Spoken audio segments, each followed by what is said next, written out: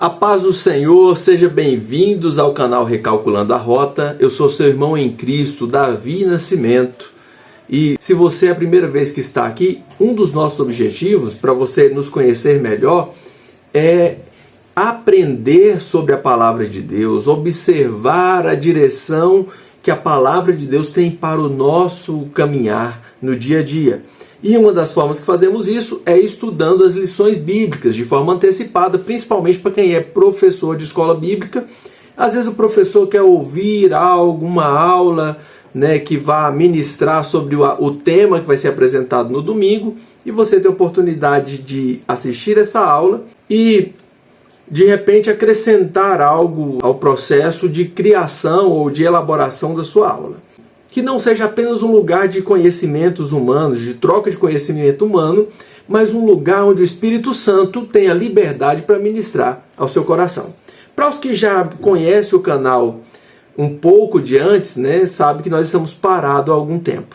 E tem sido muito difícil para mim porque um amigo meu me convidou para participar de um projeto missionário aqui, onde eu realizo atendimentos na área da psicologia. Eu tenho formação em psicologia. E vocês sabem que é muito difícil achar um psicólogo cristão e que tenha comprometimento com entender a fé nossa, a nossa fé que é tão bombardeada nos últimos tempos. E eu aceitei o desafio. O fato é que tem faltado tempo para gravar e eu sei que essa aula vai ficar até um pouco curta em relação à forma como nós gravamos anteriormente, mas de alguma forma eu quero aprofundar, estudar um pouco sobre esse tema que é tão importante, que é aprender sobre o discipulado, a forma como o discípulo de Cristo deve se portar, isso a partir dos relatos e dos escritos da carta do apóstolo João. Pra vocês terem uma ideia, eu não tive nem tempo de ir comprar a revista, de ir buscar a revista pessoalmente para a tela. Eu gosto de tela na mão, eu estou usando ela aqui no computador. O tema da nossa lição hoje é: o verdadeiro discípulo anda na verdade. Jesus disse que o mundo saberia que nós somos discípulos dele se nós fizéssemos o que ele manda. Nesse momento específico ele fala: se vocês amarem uns aos outros. Isso é possível amar uns aos outros quando há verdade nesse amor. Quando não é falso esse amor que se diz amar.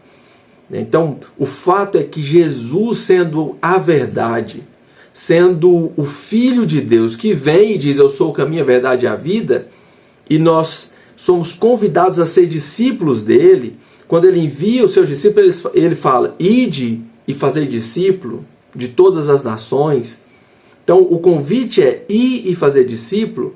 Então, o objetivo nosso é se tornar discípulo dele, e enquanto estamos nos tornando e aperfeiçoando no processo de ser discípulo, nós temos o dever de ir fazendo mais discípulos. E aqui, nessa lição, nós vamos ver como ser um discípulo de Cristo, e esse discípulo sendo um discípulo que anda na verdade, porque para ser discípulo do Cristo, ou seja, aquele que olha para um mestre, tem um mestre como referencial, e o nosso mestre é conhecido como a verdade e vida. E quando ele fala: eu sou o caminho, a verdade e a vida, é uma trajetória, é uma linha de caminho, que nessa caminhada é uma caminhada onde há verdade constante. E viver dessa forma, caminhando nesse caminho que é a verdade, é a única forma de fato encontrar a vida na essência, aquela vida que o Criador, ao criar o ser humano à sua imagem e semelhança, ele imaginava um ser humano que andasse em um caminho preparado por Deus, um caminho de verdade, um caminho de vida plena. Quando o homem escolhe trilhar o seu próprio caminho, ele escolhe um caminho de morte. Através da escolha do homem entra a morte. É a morte que começa ao afastar de Deus, o Deus que é doador da vida, que é doador do fôlego de vida. Para os que estavam preocupados, o que aconteceu com Davi? Eu estava vivendo esse tempo aí de vida missionária, uma vida de entrega ao servir ao outro, um tempo desafiador. Inclusive, se você conhece alguém que procura um atendimento, necessita de atendimento psicológico e tem medo de procurar qualquer profissional, um profissional que não tenha comprometimento com a vida espiritual das pessoas, né, nos indique.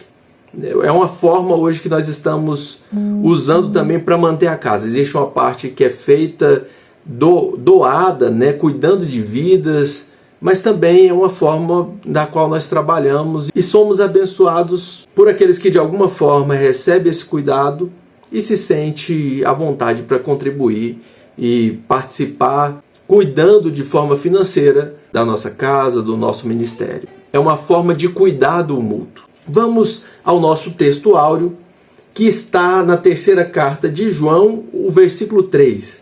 Porque muito me alegrei quando os irmãos vieram testificar da tua verdade, como tu andas na verdade. A palavra do apóstolo João a Gaio, um presbítero da igreja, de uma das igrejas da Ásia Menor, e ele está dizendo o quanto se alegra com o bom testemunho que vem chegando. A verdade aplicada fala que a nossa conduta em todas as áreas deve refletir o comprometimento pessoal com a palavra da verdade que recebemos. Então, enquanto caminhamos a nossa jornada de fé, essa caminhada precisa ser uma caminhada de verdade. Eu costumo dizer aqui na igreja em que eu congrego, na qual eu sou pastor auxiliar, que nós achamos que basta prestar um bom culto e ser sincero no domingo. E as pessoas de fora, quando elas olham para nós e veem nós discípulos do Cristo, alguém que se diz discípulo do Cristo, ela está nos avaliando se realmente parecemos com Cristo. E é muito comum na nossa caminhada a gente querer, tipo assim, na segunda-feira, achar que eu posso contar uma mentirinha para vender algo.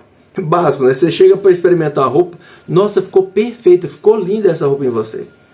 E às vezes não ficou, é só interesse em vender.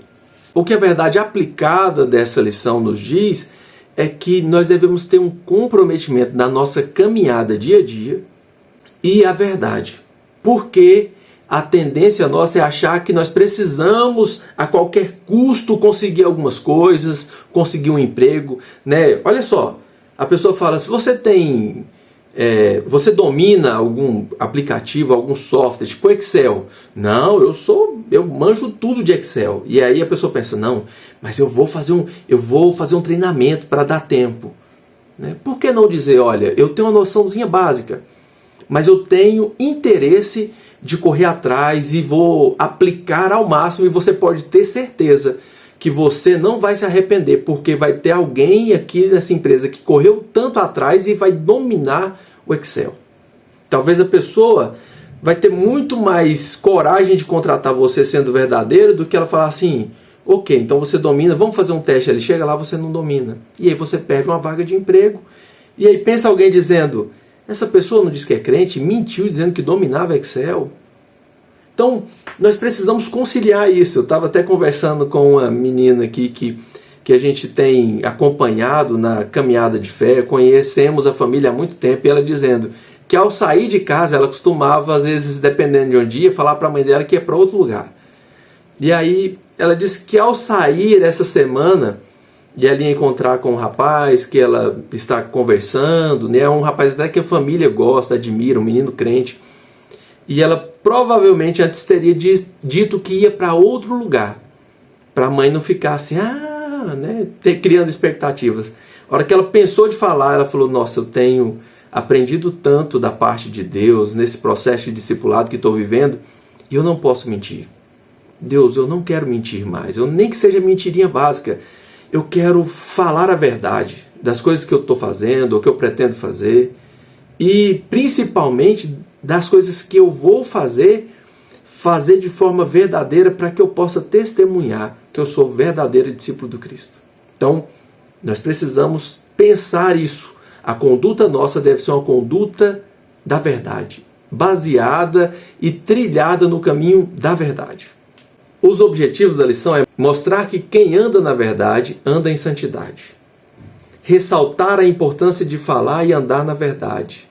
Revelar o padrão de Deus recomendado a seus discípulos. O texto de referência está em João, isso já não é a carta, né? É o Evangelho de João, até porque a carta é bem menor, as cartas não chegam ao capítulo 17. Mas aqui João, o Evangelho de João, o Evangelho de Jesus, né, na verdade, escrito por João, relatado por João, porque nós temos o Evangelho que é a boa nova de Jesus, o Evangelho é só de Jesus, mas escrito por personagens ou que vivenciaram o ministério de Jesus, como Mateus e João. Esses tiveram próximo e viram boa parte do que eles relatam, mas nós temos também o Evangelho escrito por Marcos e Lucas, que são pessoas que, ao ouvir e reunir a história do que falavam a respeito do ministério de Jesus, eles começam a relatar. Inclusive Marcos, dos 4 evangelhos, é o primeiro a relatar. Porque muitas vezes as pessoas acham que enquanto Jesus estava ministrando, tinha alguém anotando ali o que estava acontecendo. E na verdade, ninguém imaginava que Cristo seria crucificado ou que os eventos vindouros que poderiam acontecer. E eles estão simplesmente preocupados em acompanhar o Cristo. E aí depois de um bom tempo, o Evangelho de Marcos mesmo é escrito provavelmente na década de 50, ou seja, quase 20 anos depois que Jesus já havia sido crucificado, ressuscitado e subido aos céus. A igreja está em pleno fervor. E aí o Marcos escreve um Evangelho. Vou reunir várias histórias que eu ouço, que o Pedro conta, que outros apóstolos falam, as pessoas que viveram em Jerusalém, e ele vai reunindo e faz o primeiro. Tanto que é bem mais curto, né? Se você ler Marcos, é bem curto, bem resumido. E aí outros começam a olhar e falar assim, não, mas tem alguns detalhes aqui que dá para trazer, que ficou faltando. Aí o Mateus resolve escrever, o Lucas também escreve, o Lucas é um escritor nato e ele pesquisa, né? Gosta de pesquisar, ele escreve Lucas e Atos, e o João é o último a escrever. Então é Evangelho de Jesus escrito por João. Então boa parte das coisas que João escreve, como ele é o último, ele pega principalmente coisas que os outros não enfatizaram e ele traz principalmente Jesus como o Filho de Deus. Os outros apresentam Jesus como um homem ungido de Deus, escolhido de Deus e tal, apesar de dar as características de um Deus, né, de alguém que é filho de Deus, mas o João é mais claro nessa questão. Ele traz Jesus como o verbo que estava criando todas as coisas, o verbo que se encarna. Ou seja, o Deus que criou todas as coisas resolveu encarnar e habitar entre os homens. Então ele traz essa coisa de eu sou o pão da vida, essas declarações mais fortes que nós percebemos um Deus mesmo presente, um Deus que é capaz de mudar a história do homem por completo. E ele tem compromisso com a humanidade desde a criação e até o final de todas as coisas, né? É o próprio João que escreve o livro do Apocalipse. Então, o João tem essa visão muito ampla da pessoa de Cristo, da pessoa do Filho de Deus, né, que é o caminho, a verdade e a vida, que é a água da vida. Então tudo isso é no Evangelho de Jesus escrito por João, é a forma de João apresentar. Então ele traz algo a mais, um plus que os outros não apresentaram.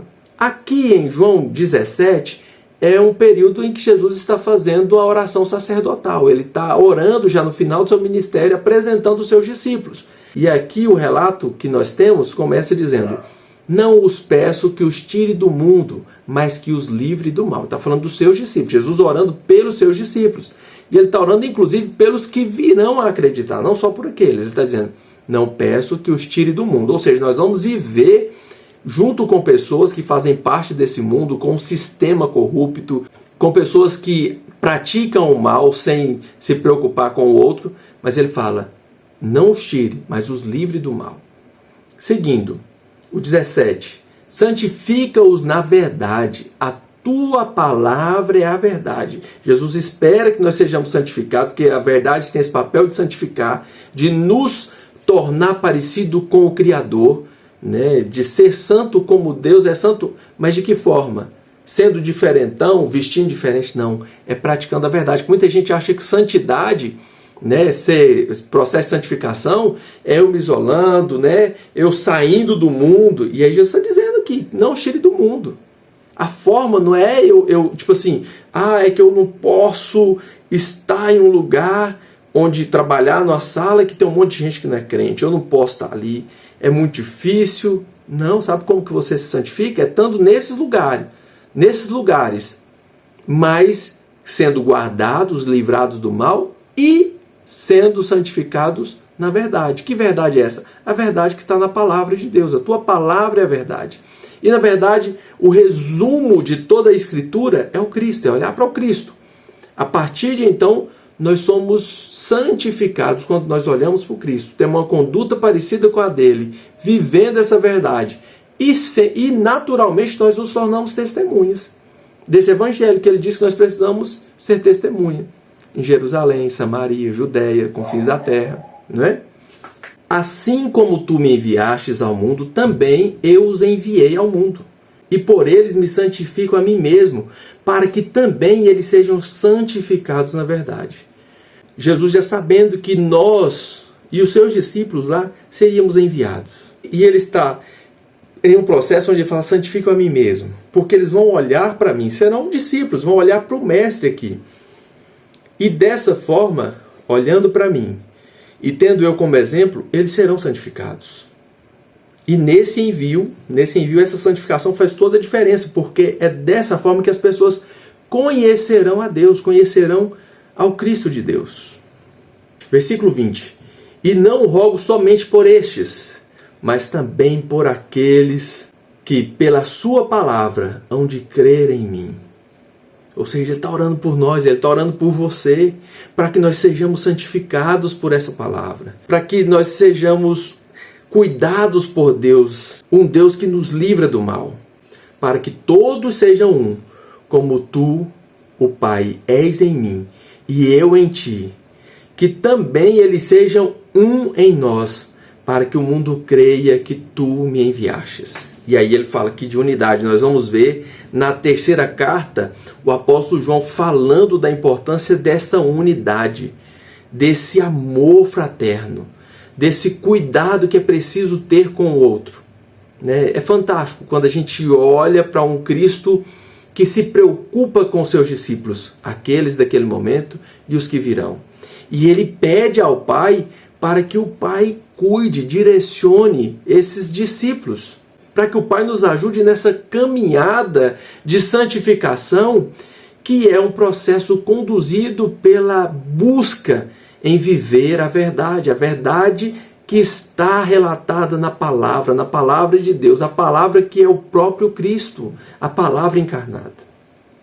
Quando a gente olha para as três cartas, essas três cartas de João, elas não têm uma igreja fixa igual às cartas de Paulo, que tem um destino específico. Carta de Paulo aos Efésios, aos Coríntios, aos Gálatas, aos irmãos em Roma, os romanos.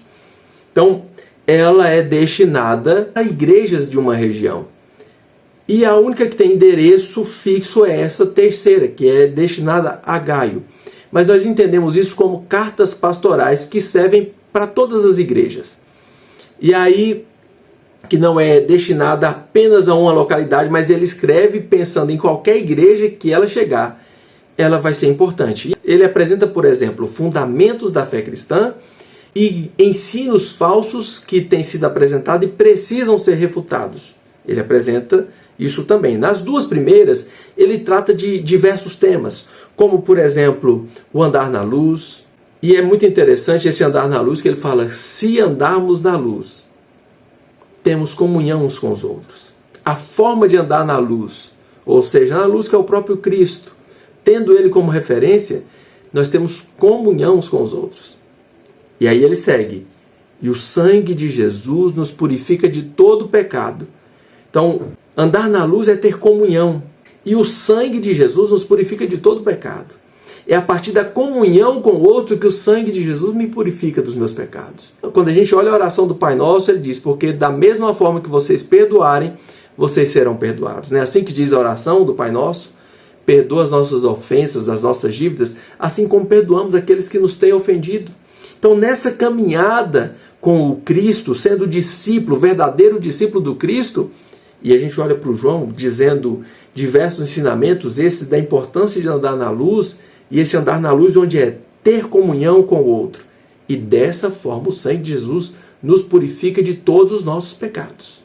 A partir dessa comunhão, não dá para dizer, eu quero Jesus, quero perdão de pecados, mas não quero andar com esse grupo de pessoas aqui. Não quero ter comunhão com esse povo. Eu vou só na igreja no domingo e está tudo bem, porque esse povo é custoso demais, dá trabalho demais. Mas comunhão é isso.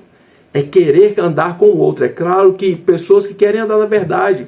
Alguns talvez não estão no processo tão empenhado como nós, mas é andando conosco que eles vão querer ser parecido com Cristo. E nós também, às vezes, vamos olhar para outros que estão bem à frente na caminhada, nesse processo de andar na verdade. O fato é que o verdadeiro discípulo ele não caminha só. Jesus escolheu 12 para andar com ele. E ele sempre procurou ter um grupo junto com ele, mesmo que fosse só 3, para ir orar junto com ele, para estar com ele. Ele não necessitava de grupos, de movimentações populares, mas ele tinha interesse em ensinar, em transmitir a verdade, em viver a verdade junto com esse grupo que o Pai tinha confiado a ele. É nas cartas de João, principalmente na primeira, que nós encontramos a recomendação que nós não podemos amar o mundo e nem o que há no mundo. A nossa forma de conduzir a nossa vida é diferente das pessoas do mundo. É na carta de João que ele enfatiza a importância de exercer o amor fraternal. E principalmente de manter a nossa fé no Filho de Deus, continuar olhando para o Filho de Deus como referência e como modelo. Então, as 2 primeiras falam de muitos ensinamentos, né, nessa amplitude. Olha, vocês não devem fazer isso, vocês devem procurar isso ou aquilo. A terceira carta, ele traz um personagem, que é o Gaio, e esse personagem é como se Paulo está dizendo assim, olha o jeito que o Gaio vive. Gaio, eu estou muito feliz, porque você tem se comportado dessa maneira, você é hospitaleiro, você se preocupa com as pessoas que passam por aí. Na terceira carta ele apresenta alguém que vive o que ele ensinou, na primeira e na segunda carta. É como se fosse alguém, ele está dizendo, olha, a forma prática aqui que alguém vive o que eu tenho ensinado, o que eu mandei nas outras cartas. Tem o Gaio. Então é muito interessante quando a gente olha para a terceira carta, nessa perspectiva de alguém que está colocando em prática o que o apóstolo João ensina.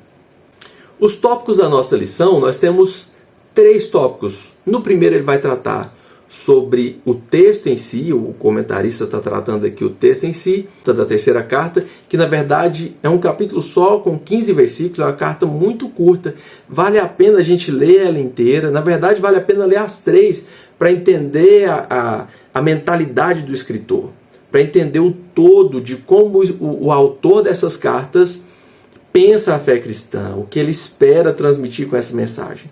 Então, é uma carta muito curta, destinada a Gaio, e tem 3 personagens, Demétrio e Diótrefes. Que nome bonito, hein? Já pensou colocar o nome no menino? Um nome desse? Vou querer não, ainda bem que meus filhos já tudo tem nome, meu menino e minha menina tem nome, e provavelmente eu não vou ter outro.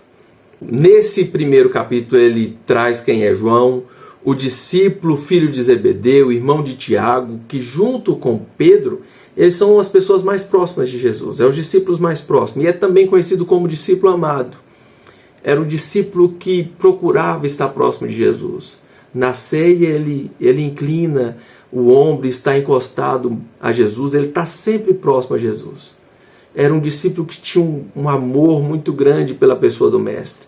E quando a gente olha para o apóstolo João, a gente precisa olhar esse amor que ele tem pelo Cristo e precisamos ser apaixonados, assim como ele, pela pessoa do Filho de Deus. Ele traz Gaio e Demétrio, que são apresentados como cristãos fiéis, pessoas que são exemplo. O Gaio era um líder da igreja, o Demétrio também, alguma igreja na Ásia Menor, e é apresentado como um obreiro generoso, um homem hospitaleiro. Se tem uma forma de eu olhar para alguém e ver se ele parece com o Cristo, é um Cristo que é acolhedor, que é hospitaleiro, e que acolhe inclusive pessoas que são julgadas pela sociedade e são avaliadas como pessoas marginalizadas. E aí tem gente hoje dizendo assim, não, o Cristo andava só com gente ruim e tal, a gente tem que andar também. Não, todas essas pessoas vieram para ser transformadas pelo Cristo. Foram impactadas e mudadas. Não é simplesmente andar para dizer a gente está andando com gente ruim. É gente que entende que precisa de mudança. E quando elas vêm, elas são acolhidas e são transformadas, impactadas pela palavra da verdade.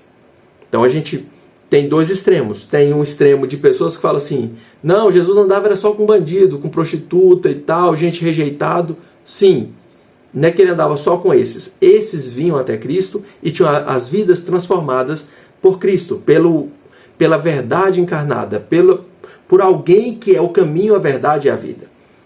No outro extremo, tem pessoas que falam assim, não, a gente tem que ser santo e não pode andar com qualquer tipo de gente. Eu ouvi hoje no consultório alguém falando de decepções que passou em algumas igrejas, inclusive de um rapaz que já estava na igreja há algum tempo, se tornou obreiro, era alguém muito aplicado, estava liderando jovens, e ele tinha um processo de 10 anos atrás na justiça, que foi andando, até chegou ao ponto de ser julgado.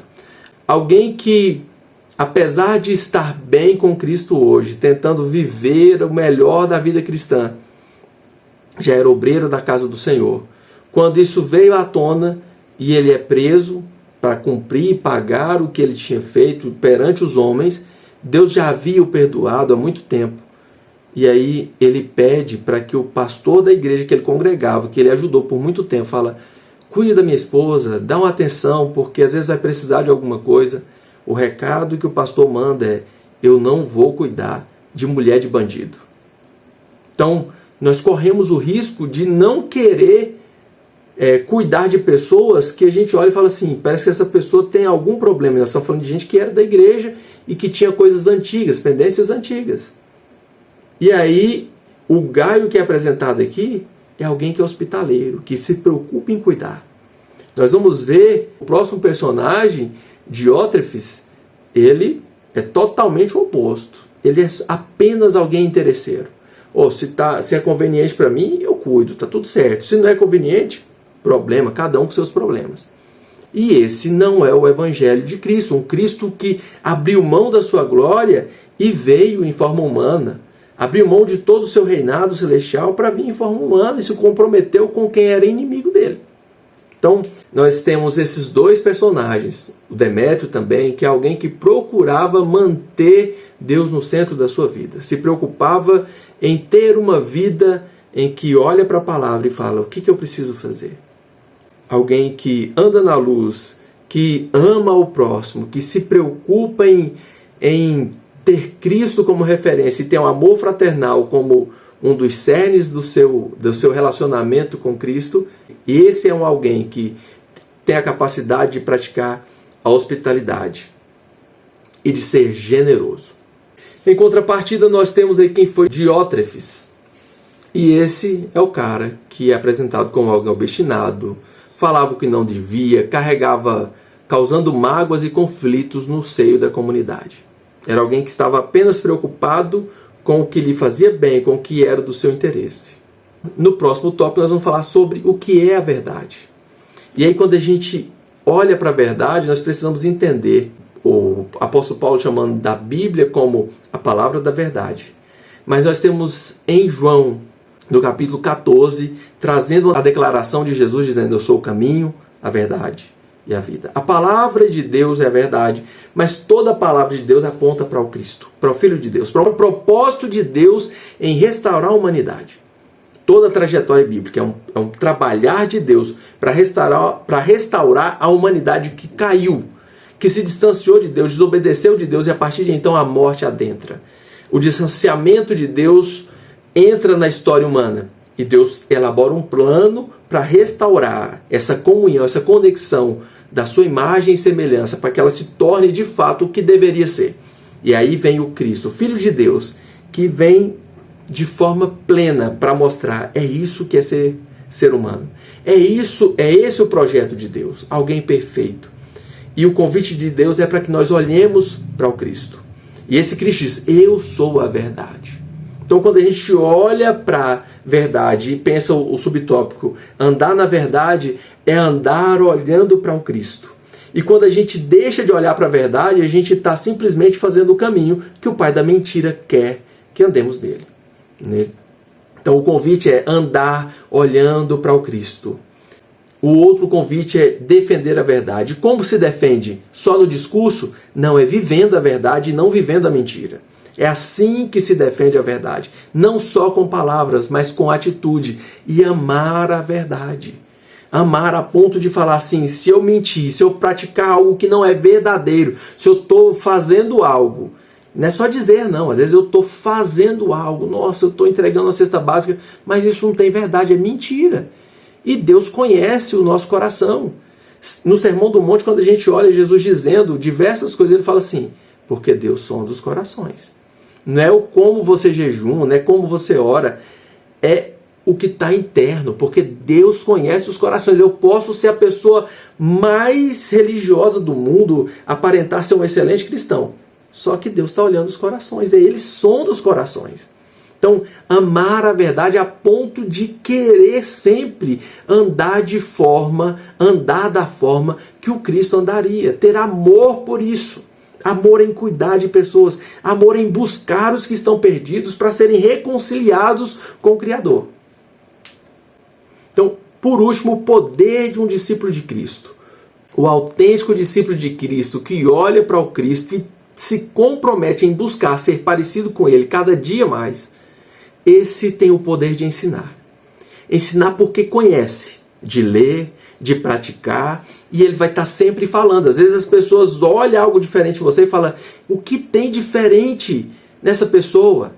E aí você vai começar a dizer, onde você busca referências, o que essa pessoa precisa ler, o que ela precisa conhecer, e ela vai cada dia mais querer estar com você, querer ouvir dos feitos de Deus, de um Deus que se interessa pelo ser humano. Então, o discípulo tem esse poder de ensinar, e é um poder dado por Deus através do Espírito Santo. E recebereis poder do alto e ser-me-eis testemunha em Jerusalém, Judéia, Samaria e os confins da terra. E o outro, poder para liderar, poder para estar à frente, poder dado esse pelo Espírito Santo. Não pela minha capacidade, mas pelo compromisso em que eu tenho com a verdade de Deus, com o Cristo de Deus. Poder para servir é o outro subtópico. Eu me comprometo a buscar o outro.